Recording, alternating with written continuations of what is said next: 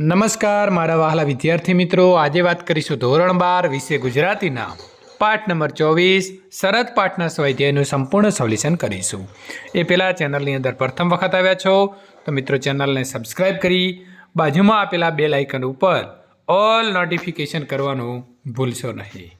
વિદ્યાર્થી મિત્રો, પાઠનું નામ છે શરત, સાહિત્ય કૃતિનો પ્રકાર છે નવલિકા, લેખક છે એન્ટોવ ચેખોવ। સ્વાધ્યાય પ્રશ્ન નંબર 1, નીચેના પ્રશ્નોના એક એક વાક્યમાં ઉત્તર લખો। દેહાંત દંડ એટલે શું?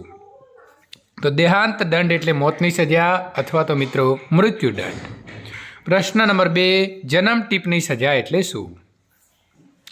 જન્મ ટીપની સજા એટલે મિત્રો જીવનના છેલ્લા શ્વાસ સુધીની કેદ, આજીવન કેદની સજા, જેને આપણે જન્મ ટીપની સજા કહીએ છીએ।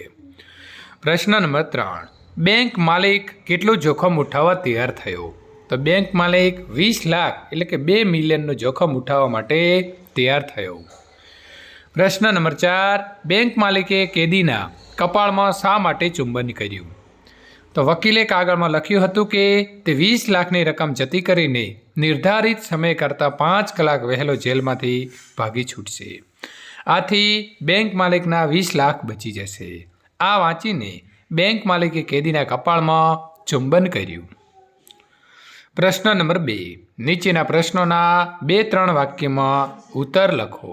પહેલો પ્રશ્ન છે કે મિજબાનીનું વર્ણન તમારા શબ્દોની અંદર કરો। વિદ્યાર્થી મિત્રો, આપણે જવાબ લખીશું કે એક યુવાન બેંક માલિકે એક ભવ્ય મિજબાની ગોઠવી હતી। એ મિજબાનીમાં અનેક બુદ્ધિજીવીઓ હાજર હતા। સૌ મહેમાનો જાત જાતની વાતો કરી રહ્યા હતા। એમાં મૃત્યુદંડની સજા સારી કે જન્મટીપની સજા સારી?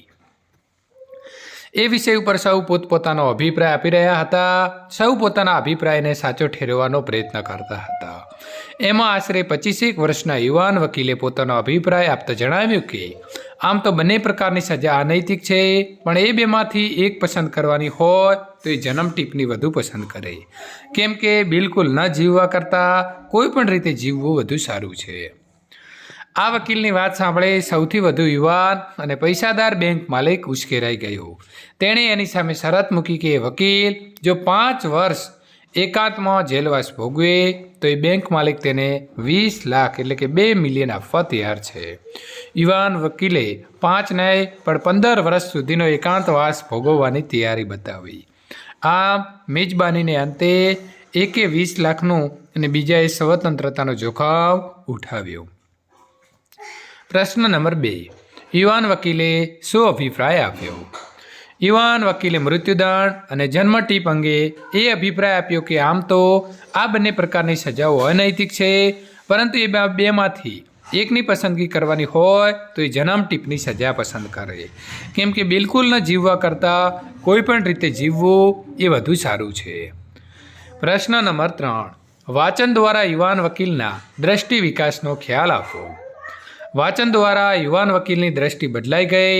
તેણે પુસ્તકો દ્વારા ગીતો ગાયા છે, હરિયાળા જંગલો, ખેતરો, નદીઓ, સરોવર અને નગરો જોયા, અર્થાત પ્રકૃતિ સૌંદર્યનો આનંદ માણ્યો।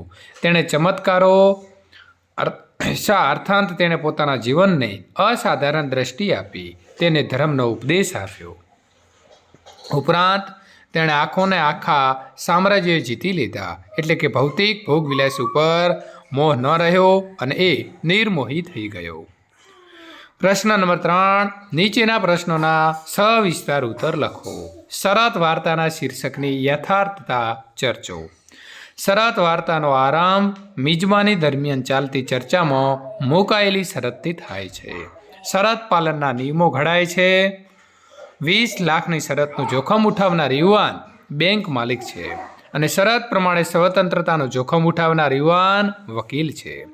શરત પાલનના નિયમ પ્રમાણે યુવાન વકીલ પોતાના જેલવાસ દરમિયાન અનેક ઉત્તમ પુસ્તકોના અધ્યયનથી જ્ઞાન મેળવે છે। તેને ભૌતિક સંપત્તિનો મોહ રહેતો નથી। એ અલૌકિક જ્ઞાનથી એટલો સજ્જ થઈ ગયો છે કે તેને લાગ્યું કે તેણે અનેક સામ્રાજ્યો જીતી લીધા છે। તેના જીવનમાં જાણે ભૌતિક સંપત્તિનું કોઈ મૂલ્ય રહ્યું નથી। આથી તે 20 લાખની સંપત્તિને ઠોકરે મારી નિર્ધારિત સમય કરતાં 5 કલાક વહેલો જેલ છોડીને ભાગી જાય છે। તેને એનો કોઈ અફસોસ નથી। જ્યારે વૃદ્ધ થયેલા બેંક માલિકને 20 લાખનો મોહ છૂટતો નથી. તેને એક ભિખારી જેવું જીવન પસંદ નથી, એટલે વકીલને મારી નાખવાની યોજના બનાવે છે. શરતના કારણે વકીલને અલૌકિક જ્ઞાન પ્રાપ્ત થયું હતું અને ભૌતિક સંપત્તિનું એને સહેજે આકર્ષણ રહ્યું નહોતું. લેખકે વાર્તાના અંતે શરતનું પાલન ન કરનાર વકીલની જીત બતાવી છે. એ દ્રષ્ટિએ વાર્તાનું શીર્ષક શરત જે છે એ મિત્રો યથાર્થ ઠરે છે. પ્રશ્ન નંબર 2. વૃદ્ધ બેંક માલિકનું ચરિત્ર ચિત્રણ કરો. વૃદ્ધ બેંક માલિક તેની યુવાનીમાં બહુ પૈસાદાર હતો. તેણે એક ભવ્ય મિજબાની ગોઠવી. એ મિજબાનીમાં અનેક બુદ્ધિજીવીઓની હાજરીમાં ચર્ચા ચાલી. મૃત્યુદંડની સજા સારી કે જન્મટીપની સજા સારી? ચર્ચાના અંતે એક યુવાન વકીલે 15 વર્ષ સુધી જેલ ભોગવવાની તૈયારી બતાવી. ત્યારે એ વૃદ્ધ બેંક માલિક ઉશ્કેરાઈ ગયો.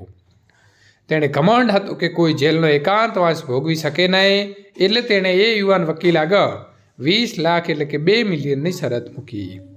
એ શરત પ્રમાણે વકીલે બેંક માલિકના એક સુંદર રહેઠાણમાં કડક પહેરા હેઠળ સજા ભોગવવાની હતી. યુવાને શરતના તમામ નિયમોને સ્વીકાર્યા અને તેનો જેલવાસ શરૂ થયો. 15 વર્ષમાં તો બેંક માલિકની આર્થિક સ્થિતિ બગડી ગઈ. તે પહેલાંના જેવો પૈસાદાર રહ્યો નહીં. તે એક ભિખારીની જેમ જીવવા તૈયાર નહોતો, એટલે તે સ્વાર્થી બની ગયો. તેણે જેલવાસ ભોગવતા વકીલને મારી નાખવાની યોજના વિચારી. ઠંડી રાતે લાંબો કોટ પહેરી જેલમાં દાખલ થયો. પરંતુ જેલમાં પહોંચતા તેણે આરામથી ગાઢ નિદ્રામાં સૂતેલા વકીલની બાજુમાં એક કાગળ જોયો. તેણે જિજ્ઞાસાથી એ કાગળ વાંચ્યો. તેના છેલ્લા શબ્દો હતા, હું નિર્ધારિત સમય કરતાં 5 કલાક વહેલો અહીંથી ભાગી છૂટીશ અને એ રીતે શરતનો ભંગ કરીશ. આ શબ્દો વાંચી બેંક માલિક આશ્ચર્યચકિત થઈ ગયો. તેને પોતાની જાત ઉપર ધિક્કાર થયો. તેણે વકીલના કપાળ ઉપર ચુંબન કર્યું અને ત્યાંથી બહાર નીકળી ગયો. સાપ મરે નહીં ને લાકડી ભાગે નહીં કહેવતની જેમ વકીલને મારી નાખવાની યોજના એક બાજુ રહી અને પોતાના 20 લાખ બચી ગયા. તેણે નિરાંતનો શ્વાસ લીધો. વિદ્યાર્થી મિત્રો, અહીં સંપૂર્ણ આપણા ગુજરાતી બુકના તમામ પાઠોનું સોલ્યુશન પૂર્ણ થાય છે. આ પ્રકારના સોલ્યુશનો મેળવવા માટે આપેલી એન્ડ સ્ક્રીન ઉપર ક્લિક કરીને મેળવી શકો છો. વિદ્યાર્થી મિત્રો, જો તમને અમારી ચેનલના વિડીયો ગમતા હોય તો લાઈક કરી તમારા મિત્રો સુધી શેર કરવાનો ભૂલશો નહીં.